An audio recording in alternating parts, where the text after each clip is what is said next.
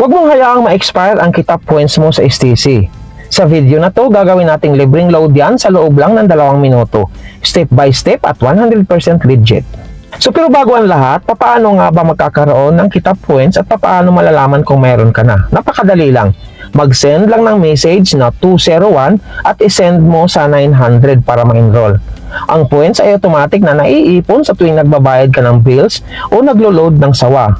So ngayon kung enrolled ka na at may points na, ganito lang ang pag-convert gamit ang application. So handa ka na ba? Tara, simulan na natin. So una, buksan ang iyong My STC application. Siguraduhin guys na nakalagin kayo sa inyong STC o sa SAWA number. Kung wala pa kayong application, i-download nyo muna ito sa Play Store o di kaya sa App Store dahil dito natin gagawin ang conversion. Okay, pagkakapasok ninyo sa application guys, i-click lang itong Kitaf logo. Dito ninyo makikita kung ilang points ang meron kayo.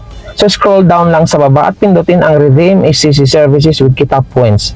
Lalabas dito yung mobile number mo, i-click mo lang. Hanapin at piliin ang recharge. Nasa copyright lang yan guys para pumasok ito bilang prepaid load. Okay?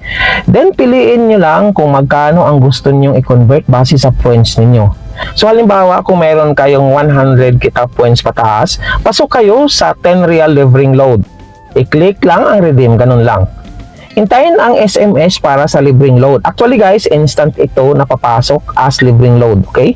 So ganun lang kabilis. May pang data na o pang tawag ka na nang hindi ka gumagastos ng pera. Kung nakatulong ito guys, palike naman na video at mag-subscribe sa Junavel Tech Guide para sa marami pang tech tips dito sa Saudi.